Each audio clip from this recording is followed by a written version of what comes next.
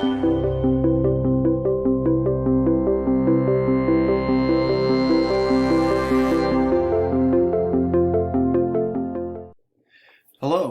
welcome to this session titled Augmentative and Alternative Communication Primer.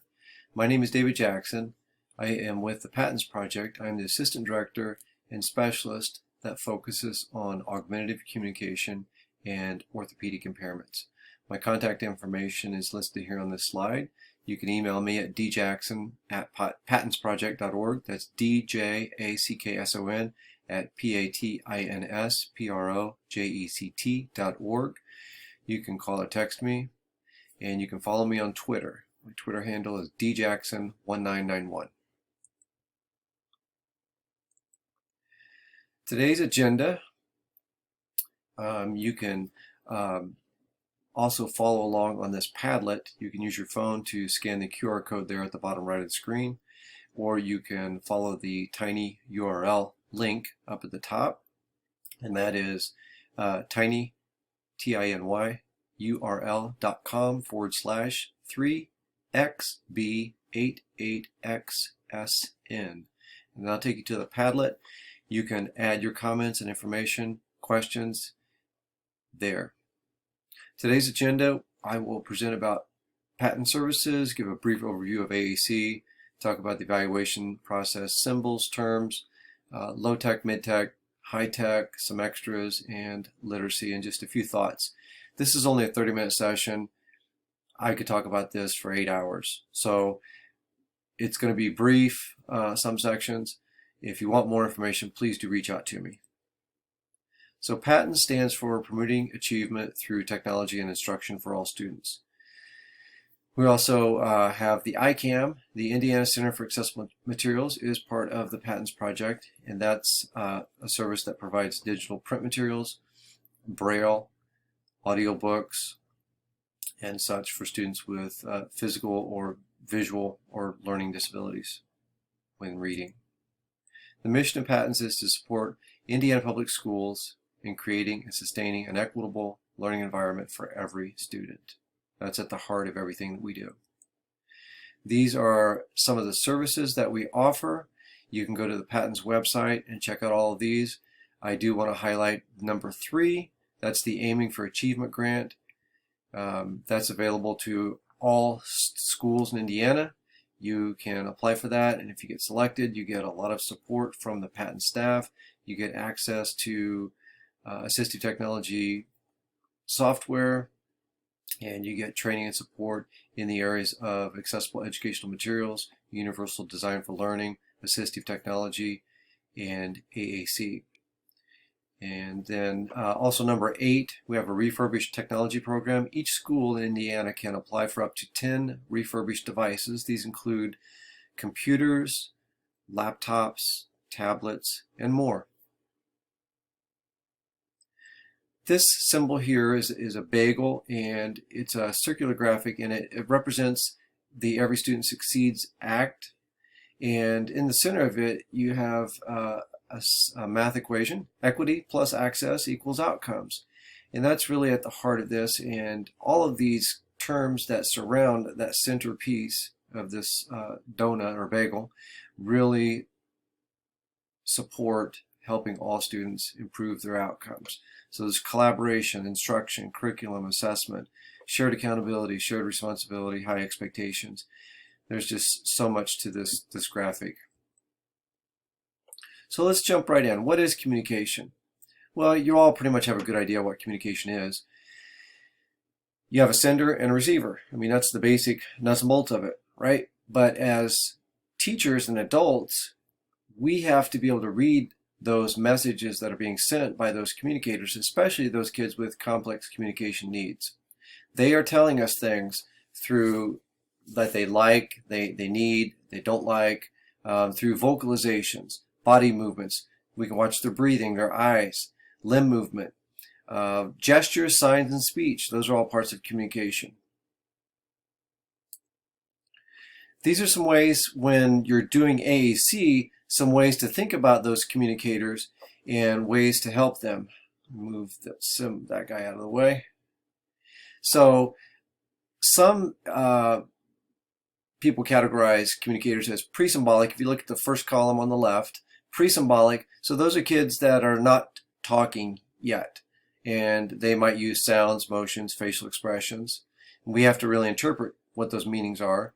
You got emerging communicators and symbolic communicators. So that progression, symbolic is where we're talking, we're communicators using words, printed words.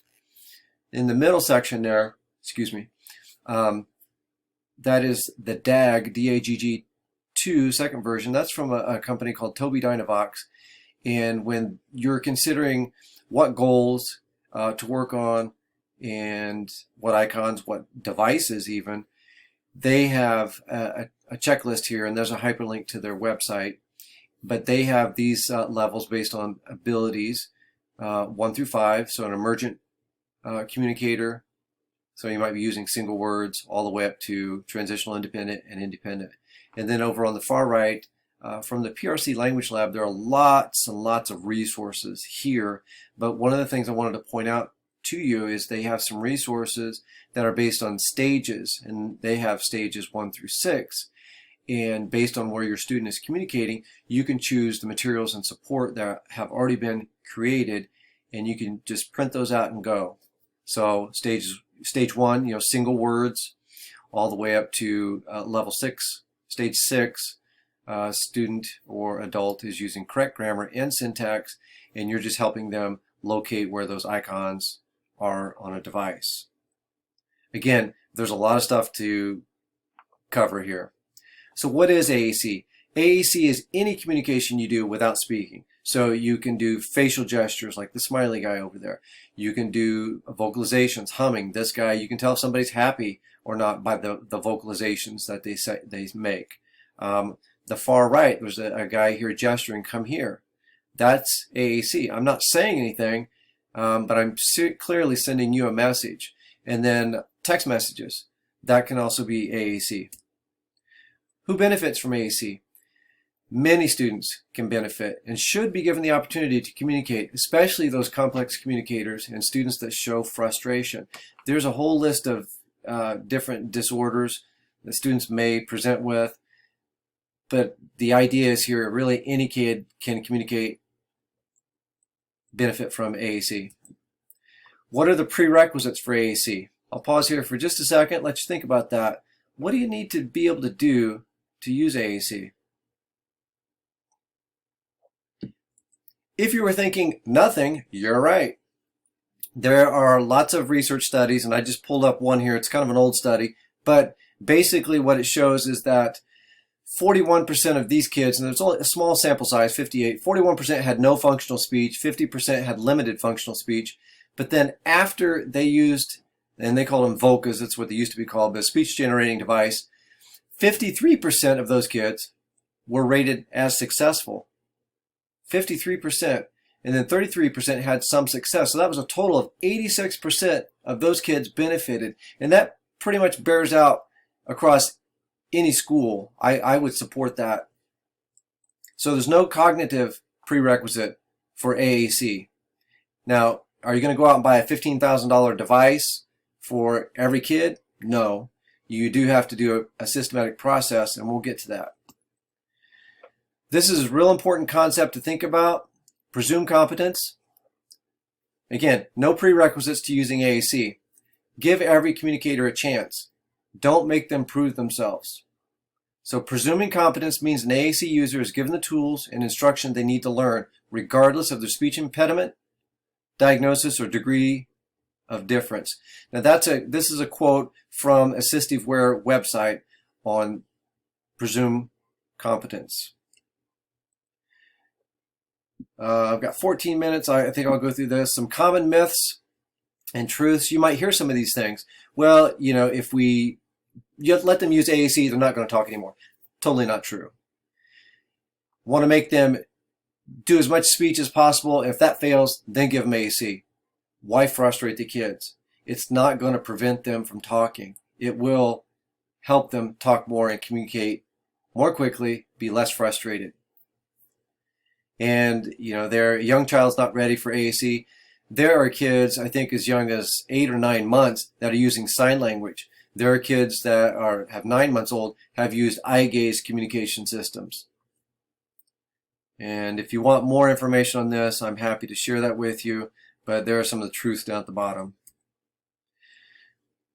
This should be posted in every single, I'm sorry, I keep moving my face around here because it covers up stuff. This should make everybody read this Communication Bill of Rights. This is so important, and I've seen it fail so many times in classrooms. You get adults and teachers that have been around for a long time. They've been working with kids for a long time, and sometimes they kind of forget about these things. But it's so important to really consider each and every one of these. You know, make sure these kids are being offered choices and alternatives. Do you want this or this? And then wait. Watch for any of that movement, that vocalization, the eye blinks, the body movement, increased breathing, or whatever. Pause. We talk way too much when we're working with kids. We bombard them. Do you want this one or this one? Which one do you want? Come on, tell me. Which one? Way too much bombarding. Number 2 there, the item 2, reject offered choices. If you give somebody a choice and say, do you want to go or do you want to stay? And if they say go, but you really want them to stay, you better offer that, or you better respect that one if they choose it. And there's plenty more there, but let's move on. But these are super, super important.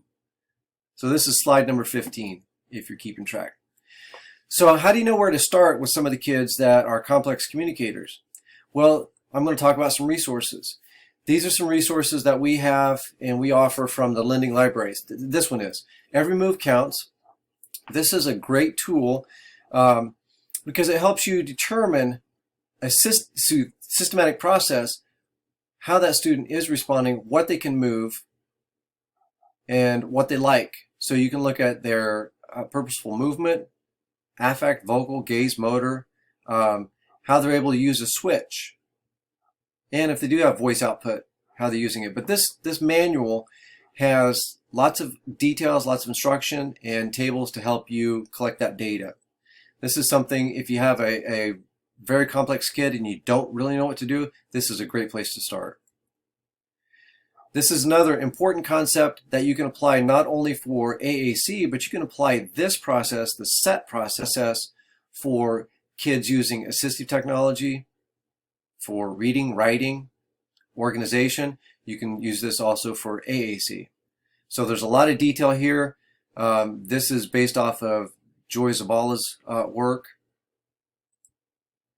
And then the next slide here it references the communication matrix. This is an online resource. It's free for the first 5 assessments that you do each year. It's a questionnaire, and it focuses on 4 major reasons for students to communicate: refusing things they don't want, obtaining things that they do want, engaging in social interaction, and then providing or seeking information. It takes about 30 minutes to complete the assessment, the questionnaire. After you complete those questions, then it populates into that table on the right of the screen. It looks like a periodic table, elements table. And that helps you determine a baseline. You can use it for progress monitoring, and you can also use it for selecting your goals. So those 4 highlighted words there are also, those are referenced at the bottom here. It's kind of hard to see, but that first column, that is refusing. So all of these items here refer to different ways for that student. How do they refuse things? And you can't see it very well, but on the left of that column there are blue words, and those are the 7 levels of communication. So pre-intentional, so that would be like birth to 3. You're getting vocalizations and body movements for things. And then you have conventional communicator there in the middle, and up to all the way up to I'm drawing a blank on what that's called. Oh, just full language. Duh. Full language. So the 7 stages: pre-intentional. I had to use my notes. Pre-intentional, intentional, unconventional, conventional, concrete, abstract, and language. So it's like that progression as students are learning language, but it doesn't have to be linear. You might jump a level. You might go from intentional to conventional. but it's a great resource, and the links are there. But you can Google it, Communication Matrix. Part of that process also you will need to do is a symbol assessment. Here's some resources. If you don't know how to use do a symbol assessment, AAC Eval Genie is a good place to start. That's an iPad app. You can get some ideas from that. You can look at stuff on the website for TASP, and you can build your own. Symbol hierarchy. You don't have to follow this. This is just to help you understand the iconicity and how things can sometimes make more sense. So less abstract to more abstract. And we'll get to that a little bit later. So these are some terminology. So we're at 21 minutes. I'm going to try to make sure I get through here. Some terminology here. Core vocabulary is a big one I want to talk about. Aided systems and unaided systems. So aided, you have something that you have to bring with. So it could be low tech or high tech. And then if we go over here, unaided, I don't need anything to communicate. I can use my hands, my body to communicate. So when do kids learn language? Do they learn it in a speech therapy room, like that top left picture there? I did that, when I went to college. We were videotaping with a two-way mirror. Do it like this. No, they don't learn it like that. They learn it through everyday examples and experiences. So playing, eating together, shopping. There on the far right. They learn it all day long. So they don't just get speech and work on speech at speech therapy time. They're learning language all day long. It's so important to model these things and demonstrate all day long in the classroom. Here's unaided communication. There's a gesture, facial, eye gaze. Aided communication is anything that you bring to the game, and we'll just get to that. So here's examples. Here are examples of low-tech devices or equipment. So the ones on the left, those are called the TOBIs, T-O-B-I, True Object-Based Icons. So it's an actual picture. You cut it out in that shape. Sometimes kids need that. The one in the middle, those are just miniatures of things. You can do a plastic spoon that could represent eat. You could use a miniature cup, could represent drink. A squishy ball could represent sensory room. You're only limited by your imagination and ability to teach the kid to make that connection with that device or that representation. And then on the far right, those are symbols. That's a board maker symbol, but you can use lesson picks, you can use symbol sticks, any symbols that you have access to. And here's some tips for symbols. If you're laminating and stuff, you can look at that later. Here's some low-tech examples using these. On the far left, that's an eye gaze board made out of PVC. You can make it's handheld, or you can make one that sits on a table. I have a video that I show you how to do this kind of stuff and put Velcro dots on there. You can start with one symbol. You could have two symbols and use eye gaze. So you can hold the eye gaze device up in your face, and you can look at the student and have them look with their eyes and make selections. Or you could have them pull it off and give it to you, like the picture on the far right there. That's a PECS picture. So that student has to take that picture, give it to the adult to get the desired object. And then finally, the one there on the right, there's another example of sign language. Go. Great resources to use with kids that are learning to communicate. Oh, sorry, I forgot to fix that. This is from Project Core. These are high contrast symbols. Some students with cortical visual impairment benefit from these high contrast symbols. You can start with something like this. This is free. Project Core, you can print this out. You can leave it like that. You can cut it apart and use it on eye gaze. You can put it in a line. You can start with just one symbol if you want to, but these are bigger symbols. That's another part of the symbol assessment. Maybe the student needs big symbols versus small symbols. Here's another example. If a student could do 36 symbols. Now this is core vocabulary. So we can have a pretty good conversation about things that are going on just with these words here. Now certainly you're not going to be able to do everything, but it's a good start, and some kids, this is what they need. You can go all the way up to, and I apologize, something happened with my slide deck. I worked on this last night, and then when I opened it up this morning, a lot of the formatting had changed, so it's blocking some of the words.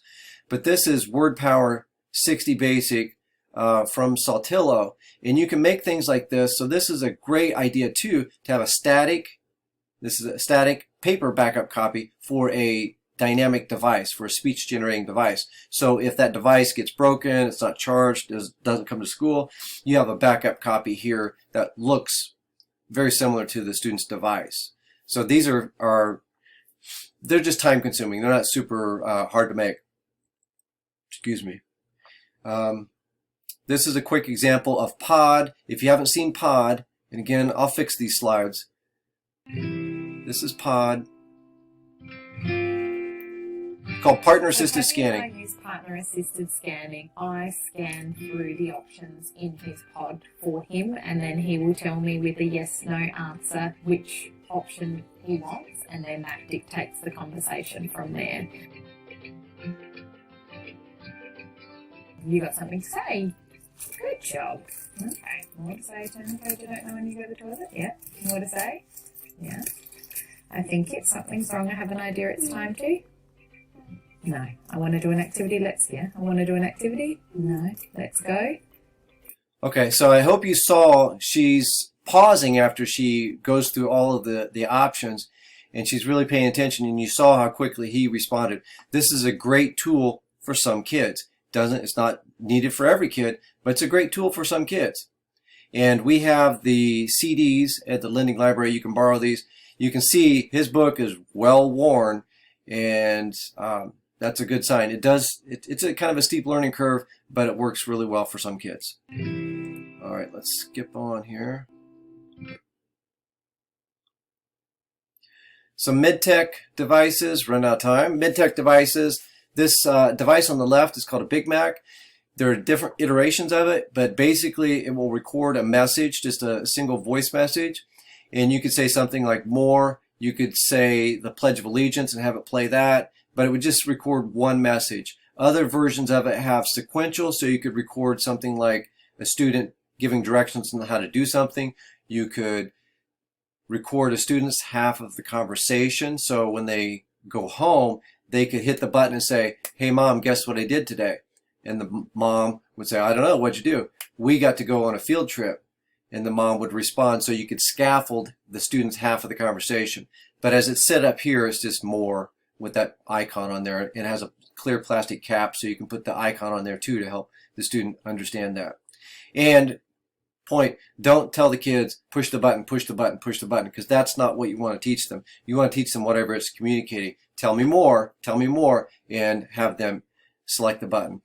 The device on the right is called a GoTalk 20 Plus. So that red rectangle around the top, that row stays the same, and that arrow is pointing to the different levels that you can choose. So you could pull this card out and change the symbols based on the communication needs. Again, it's not for every kid. It could work for some kids. Then you get all the way up to the high-tech stuff. These are where you're getting into thousands of dollars, upwards of $15,000 for some devices. There are some good solutions on the far left. That's an iPad. So for $400, and that app is called SnapCore First. For $50 for the app, a case, you can have a communication device for under $500. The one in the middle is an Accent 1400 with eye gaze. That's about a $15,000 device, but it has over 6,000 words in there. And certain kids need that kind of language because it works differently than the way SnapCore does. And then on the far right, you have a wheelchair mount and a motorized wheelchair and just a whole bunch of gear on there. Access methods. Top left, that's a head pointer. So you'd put a little reflective gray dot on the person's forehead, on their eyeglasses, or on a cap, and then they can move the pointer around, and they would just hold it, and that's called dwell, and that would be like you or I using our hands to tap something. They would just hold steady on it. Bottom left is an eye gaze bar, and then on the far right, you can connect switches to iPads and use scanning. You can use switches with some of those devices I showed you.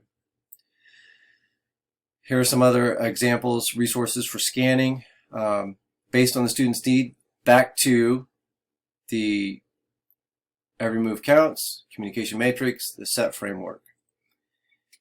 There are some software that you can install on your computers to emulate some of those programs. It's a great way for us as adults to learn it, but it's also, these are great resources for us to make materials to support when we're teaching the students and supporting them in the classroom.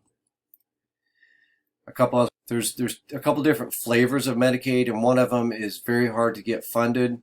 It's still a long process even when it was funded. I spent about 10 hours from doing the evaluation to writing up a report to getting it funded.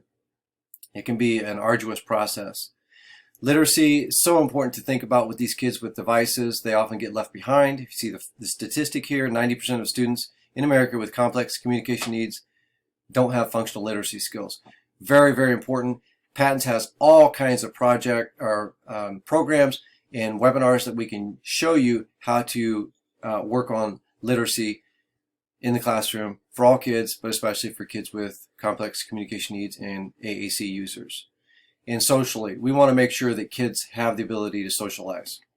There are lots of ideas and things that we can share there too. So I'm at 31 minutes. Here's some more ideas. These are basic language kind of ideas. We're giving the kids opportunities. The bottom one here, wait. That's so important to wait.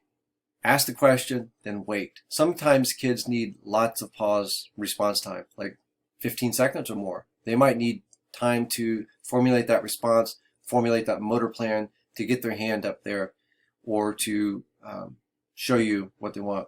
So Ian Bean, he says, close your mouth and sit on your hands. He just tells it like it is, tells adults to do that when they're working with kids. A lot of resources here for literacy support. Yeah, there's some great stuff here. Tar Heel Reader, if you haven't seen Tar Heel Reader, definitely check that out. Shared Tar Heel Reader, 2 great resources. Karen Erickson and David Copenhaver, great resources there. Your speech therapist can get a free copy of a software program from Tobii Dynavox. SnapCore First is a great one to get for free. And there's a link on how to get to it. Some additional resources from the presentation. And I want to let you know that PATINS has the Tech Expo coming up April 15th. It is free. It's going to be virtual. The link is there. It's bit.ly /Tech Expo, bit.ly /TECHEXPO, or you can scan your use your phone and scan that QR code, and that'll take you to the registration site on the PATINS website. And I'm not sure how you'll be giving feedback, but if you could use this to give me feedback, I can track it at PATINS. You can again use your phone to scan this QR code, or you can go to tinyurl.com /PATINSPGP. That's tinyurl.com /PATINSPGP. I'm David Jackson, and I was here presenting to you on Augmentative and Alternative Communication, a primer.